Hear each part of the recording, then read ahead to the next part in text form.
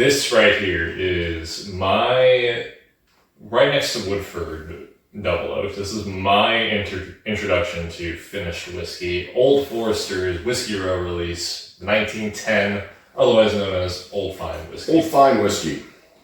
Yes, sir. What is finished whiskey? What is finished whiskey? It means after the whiskey is aged in its original cooperage, it is then ceremoniously dumped into another barrel.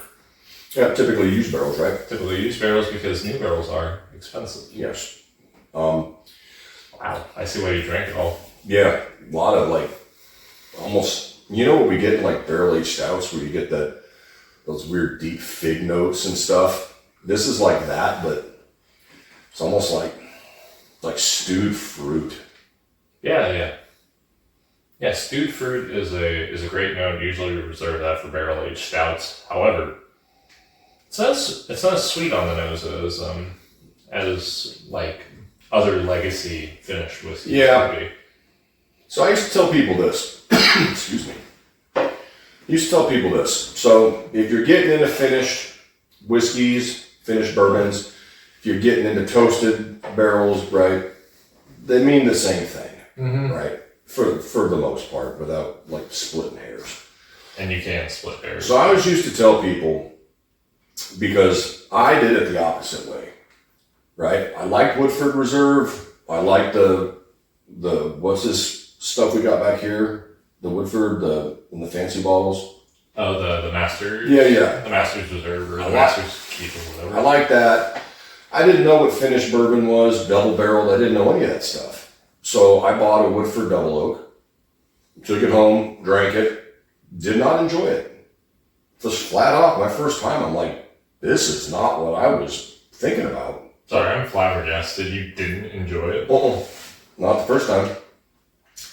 It wasn't until I started doing more homework and I had gotten the Elijah Craig Toasted. I had gotten this bottle, as a matter of fact, the Old Forester 1910, where then I started to wrap my brain around toasted and double barrel finishing and what that does to the flavor of the bourbon inside.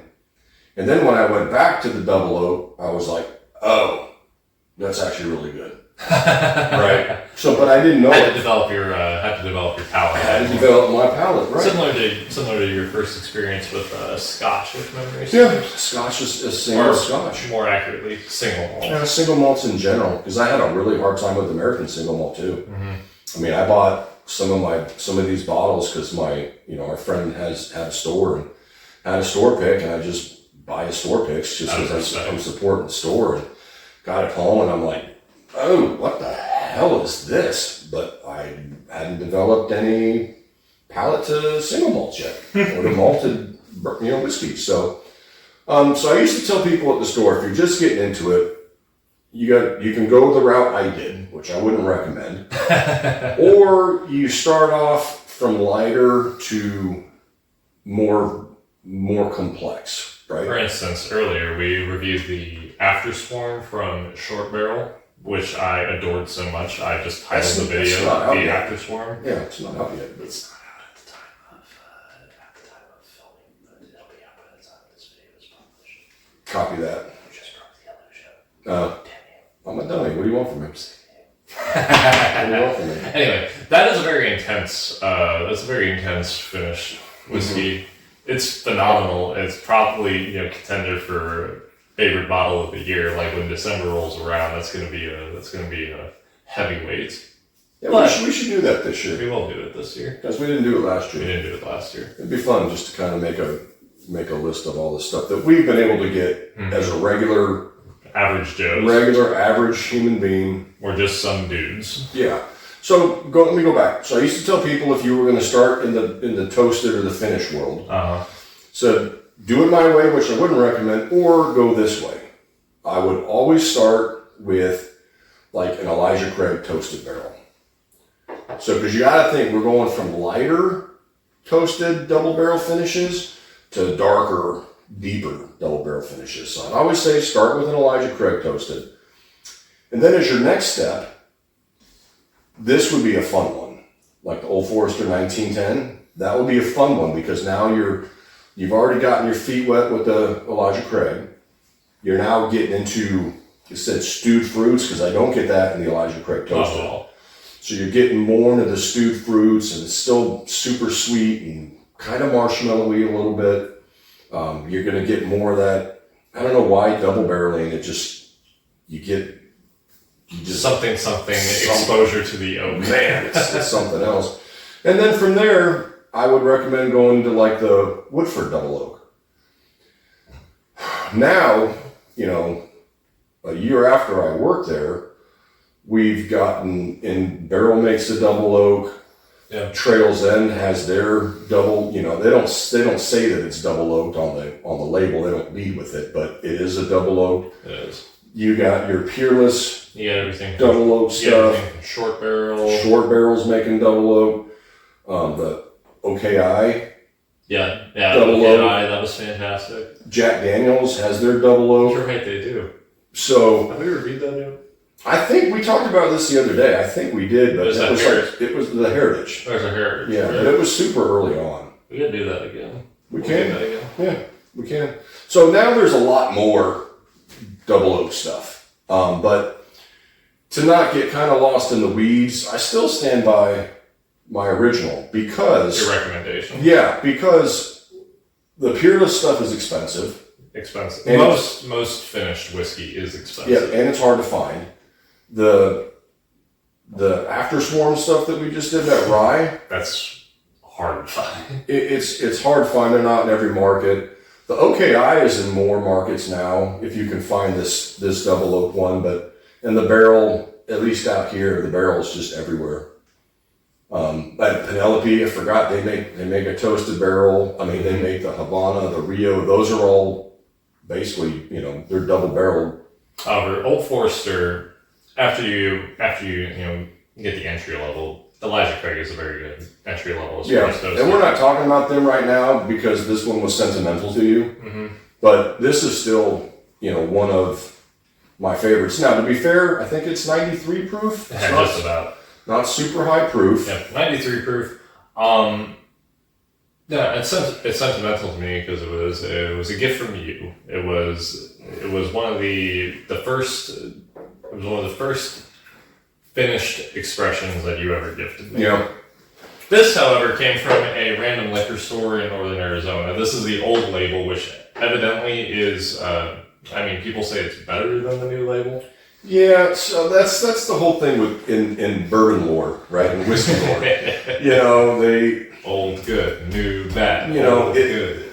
I drank these forever, right? And then, you know, like a lot of businesses, they want to upgrade the label. And so Whiskey Dorks, you know, they get the new bottle. I'm like, well, let's compare it to the old one. Oh no, the old one was better. The thing is, they didn't change the recipe. The mash bill's still the same. The only thing that changes is the stickers. It's on just the a bottle. sticker on the bottle, and that doesn't affect how the shit tastes. But look, I get it. I sat when I was running that ATV company. I'd sit in my office and watch Whiskey Tube, and I'm like, oh yeah, the old bottles. I guess they are better than the new bottles. You know, because I was learning, and then after a while, I'm like, dude, what's wrong with me? They're just stickers. They're just stickers. But having that bottle sealed is still cool because that's the old bottle, the old label. You won't find it. One day I will remove all of the resale value from this. Yeah, it'd be fun. It'll be fun. We'll do it on a Thursday. Just to have it. But yeah, this is really good. Like I said, a lot of dark stewed fruits in this for me. Quite a bit. I'm surprised. I do not remember that. It's been years since It's been a long time. Yeah.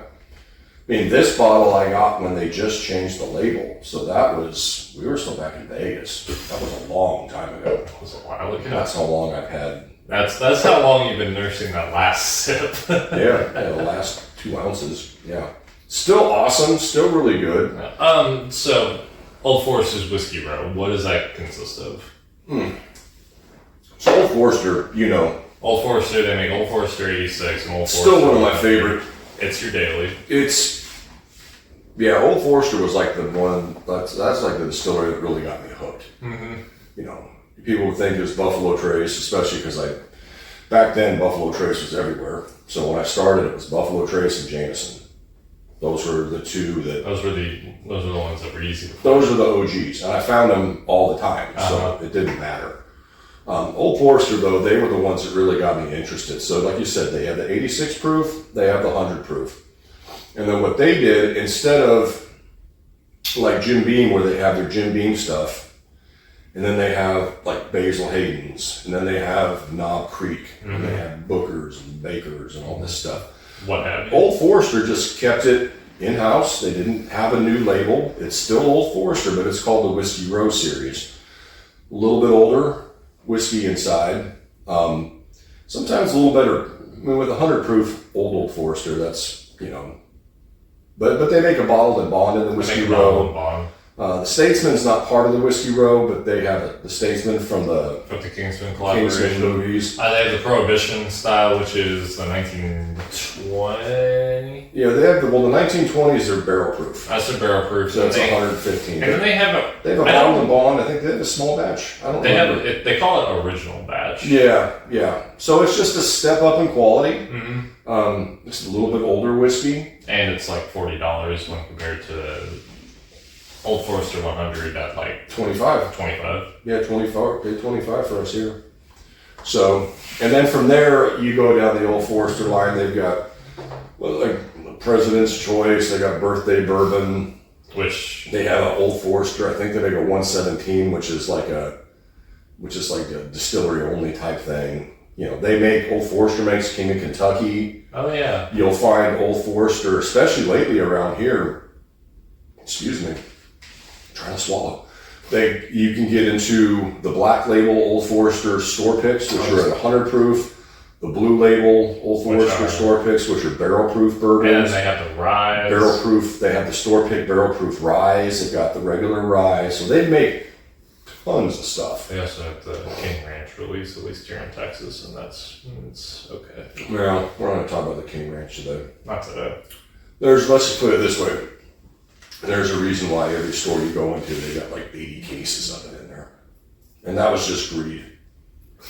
That's all. They made a subpar product and the sin of avarice. Charged $20 a bottle more. Yeah. I think 30 at one point. That's silly. Started at 60. Especially when you got the Statesman that's right there. But then it's not even 100 proof. Oh, and they have the Old Forester 1924. I forgot about that. It's not 1924. That's part of the Whiskey Row line. It's a 10-year age stated. Oh. At 100 proof. Okay. At $150. $150? You get a kiss on the lips for that money? Well, you know, maybe get one peepee touch. Something.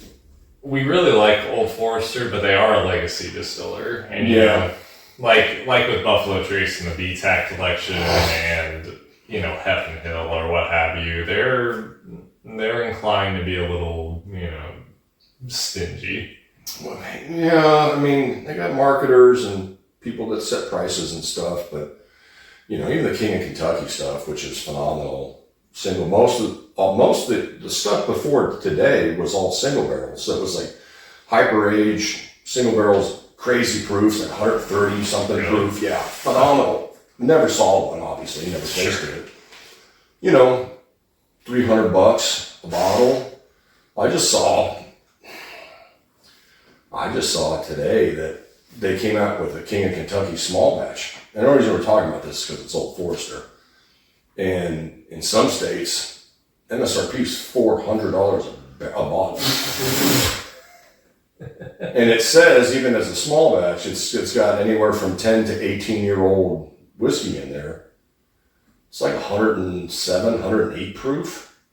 Okay. $400 a bottle in some states. I'm like, are you shitting me? Maybe. They had them at Costco in Kentucky, and they were damn near $300 a bottle. Shoot, you better get a makeout sesh for that much money. Which is why I never bought the 1924. Point being, what's your take on that, generally speaking? Because that is the difficulty of chasing like limited releases from the legacy distillers. Yeah, how much is it worth to you? Like, how much are you jonesing to have it in your collection? Yeah. So when I saw in the store when they came out with 1924, By the time I got to work, there was one bottle left. And at the time, I think that was $125 a bottle. And I looked at it, I took it out of the case, played with it, loved on it a little bit. Held it in your I'm hand. like, oh, they're so nice. But when I looked at it, I'm like, cool, 10-year age statement. Okay, great. And I started thinking, well, I've got 10-year age stated stuff. Eagle Rare is 10-year age. Eagle Rare, McKenna 10, Trails End 10. I've got, why can't I think of it? It's up there on the top. It's Calumet. Oh, Not Calumet 14, 15, 16. that's worth the money. I've got Knob Creek 12. Needless to say, I've got a lot of older stuff here. 100 proof. I was like, For a 10-year. for 125 at the time. And I'm like, I'm okay. So I put it back on the shelf and I just waited, and then, one of the first people that saw it, like, oh my God, it's brand new, I gotta have it. I'm like, cool, take it, bro. So it depends what it's worth to you. Mm-hmm. Like, if I was a super dork with Old Forester and I had every bottle in the Whiskey Row collection and I never drank them, and I'm just like, oh, I've got the whole set. Maybe you buy it Maybe. at that price and you're like, cool, add it to the collection. Me, I like drinking my stuff. Me too. There's nothing worse for me when I see people's collections on the YouTubes or the Instagrams or Facebooks or whatever. Oh, look at my cool collection. Every goddamn bottle's full. They haven't even opened them. They're just collecting shit to collect it. And As you often say, it's like Pokemon cards for adults. yeah, and I just don't get that. I don't mind that I've had this bottle for the last probably 5 years. There were 2 ounces left in it. Because I drink this, it's good. That's the whole point of buying this shit, is drink it and try it. Not like you get to take it with you, Right. If I drop dead tomorrow, this whiskey's still going to be here. So, and then if my wife really hates me, she'll just fucking have an open house and sell it for whatever people will give her. I hope she doesn't. I wouldn't let my mama do that. Nah, she wouldn't. It's all going to you. Whatever's left. So, but yeah. So anyway, to answer your point, it's up to you. But As far as legacy distillers go, we generally advocate for like legacy distillers regular releases, and then when you want to get really into the weeds with like different expressions, different new and unique ways to make whiskey, that's when you go to the smaller distillers like JT Mellick or Ben Holiday or Smoke Eye Hill or OKI or Short Barrel. Because the legacy distillers, they do make great and interesting things like the BTAC from Buffalo Trace or the rare offerings from Old Forester, even the rare offerings from Jim Beam. However, diminishing returns. yeah, I mean, at some point, that's the thing. So the way to look at it is big legacy distillers. I think I heard the average price to fill a barrel of whiskey is anywhere from $30 to $300. That's what it takes to fill a barrel, depending on your mash bill and all that stuff, right? So, and then it depends too, how much evaporation in those barrels, unless you're getting a single barrel, that could be, they could get 20 bottles out of a barrel after it's aged for 16 years. Sure. And they're like, okay, we got 20 bottles. We've got this much into the whiskey. It's going to be $800 a bottle. Okay, fair. I get it. But yeah, some of the stuff is it's a little crazy. I'm a little more inclined, especially now, to support like smaller distilleries instead of chasing stuff. But getting back to this, if you haven't had finished bourbons before, or maybe you've seen this on the shelf and it's everywhere, you should buy it. Because it doesn't say, that's the thing, it doesn't tell you that, like on Woodford it says, Woodford Double Oaked, right? Or Pinella, or the Peerless Double Oaked. Elijah Craig, Toasted Barrel, and a big sticker. So you see 1910, just understand that's going to be a finished bourbon. Very good. The proof is 93, so it's not going to blow your socks off. Very approachable. Yeah, I mean, this is completely different than when you start getting into like the OKI, and the short barrels, and the short or even barrels. like Michter's, for example. Yeah, that's right. I got a toasted Michter's too, don't I? It's The rye. hot. Yeah, it's delicious. Love it. Yeah. Point being, This is awesome. I'm a big fan. Now I don't drink it every day because I don't usually want finished bourbon every single day. that's good. But It's good to break up the routine. Have a finished whiskey every once in a while. yeah, it's fun. And if you haven't tried it, it's very unique. Like I said, you could start the way I recommend with the Elijah Craig Toasted if you can find it. And then ease into it. Move to this, and then move to the Woodford Double Oak, and then watch some of the videos that we've done on the other On the other finished toasted, offerings. the other finished offerings and stuff. And if you can find them, and that's your jam, then you can go that direction. But yeah, I love this. I'm glad you brought it up. We need to kill this bottle anyway. Gives me a reason to go buy another one. Ain't that the truth? And the Statesman, right?